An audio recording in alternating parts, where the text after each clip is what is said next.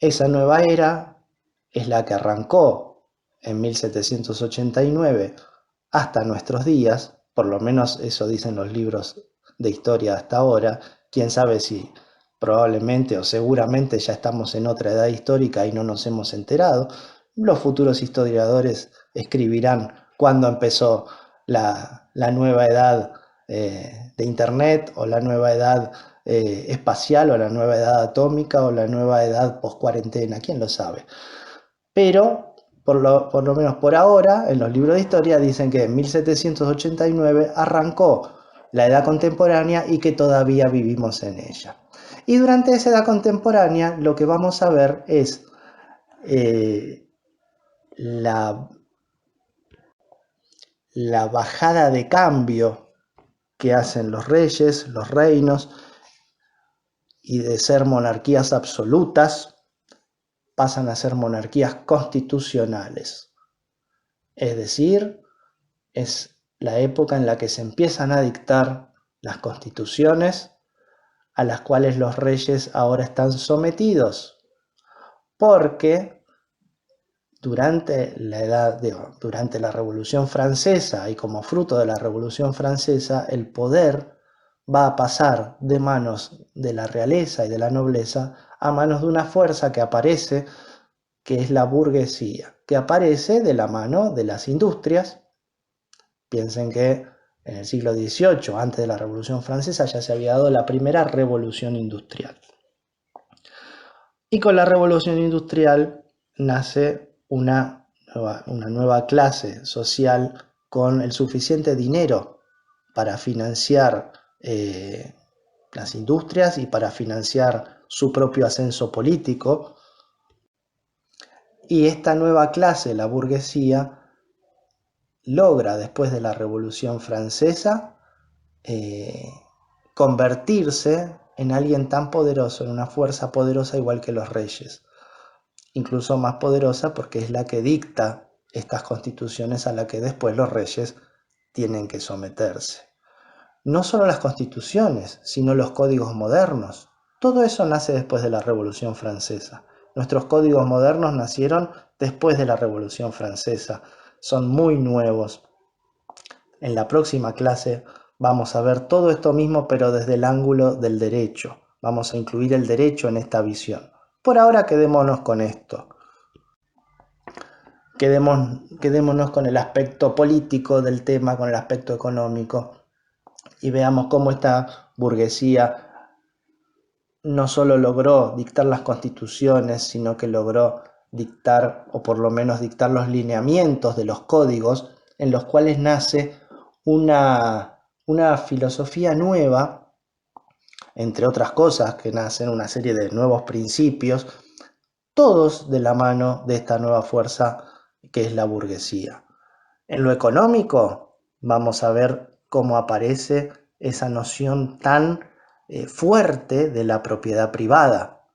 La propiedad privada que antes no era algo tan importante, pero ahora la burguesía no tiene títulos de nobleza, pero tiene propiedades.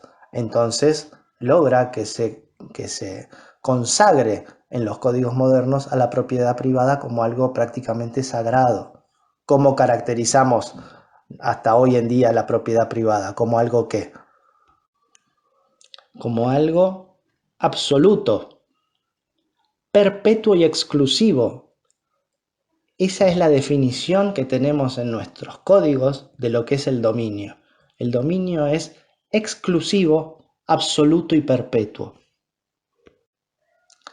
Y desde el punto de vista de lo político, toda una serie de nuevos principios jurídicos que nunca habían existido, jamás habían existido, y que van a aparecer después de la Revolución Francesa.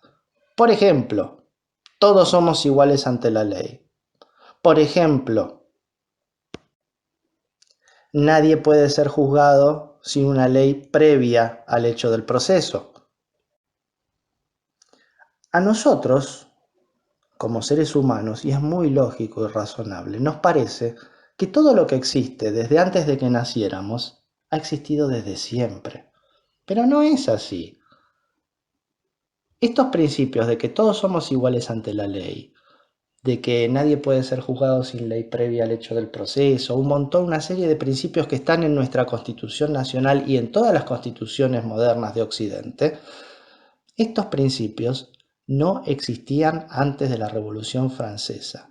Tienen todos 200 años, nada más, en miles y miles de años de historia humana. No hablo ni siquiera de la prehistoria, solamente de la historia, miles y miles de años de historia, y estos principios que nosotros creemos que vienen desde siempre existen hace apenas unos 200 años. En términos históricos, hace unos 10 minutos. Claro, a la burguesía le conviene mucho que todos seamos iguales ante la ley. ¿Por qué? Porque antes de la Revolución Francesa no eran todos iguales ante la ley. ¿Saben quiénes eran iguales? Los iguales. Existía la igualdad entre iguales. Entonces, todos los nobles eran juzgados con la misma vara. Todos los campesinos eran juzgados con la misma vara. Todos los comerciantes eran juzgados con la misma vara. Todos los universitarios con la misma vara. Pero no se juzgaba con la misma vara a un campesino y a un clérigo y a un noble y a un comerciante, porque pertenecían a distintos estamentos.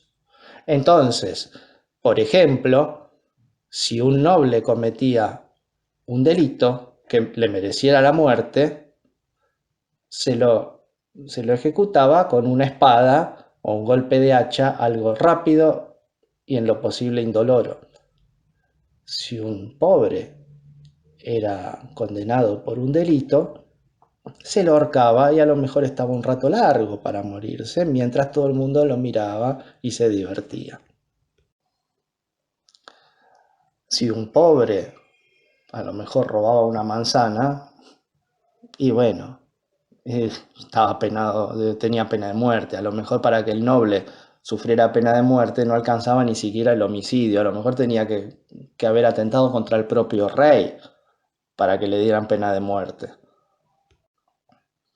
Entonces, la burguesía que no pertenece a la nobleza, a partir de ahora logra que se consagre en las leyes la igualdad de todos. Entonces, el rey es igual al burgués y es igual al clérigo, al campesino, al comerciante. Entonces, a partir de la Revolución Francesa, todos los hombres son iguales ante la ley. Por eso vemos que en la Revolución Francesa hay algo que es muy demostrativo y muy simbólico, que es la guillotina. ¿Cómo muere el rey Luis XVI? En la guillotina. Es la misma guillotina en la que a lo mejor murió un ladrón el día anterior, o un campesino, o un clérigo, o un político, o no sé, o un comerciante.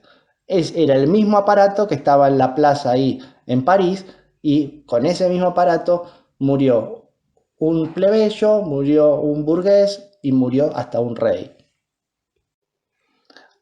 Eso, en definitiva, es lo que vamos a ver con el estudio de la edad contemporánea. En fin, todo esto que vimos hasta ahora les muestra lo que fue, digamos, una línea de tiempo que marca el comienzo de la historia hasta llegar a nuestros días, las 4 edades históricas. Es un pantallazo muy general, con algún comentario en el medio, pero no es más que un pantallazo para que recordemos lo que ya teníamos visto del secundario y le agregamos alguna otra cosita más.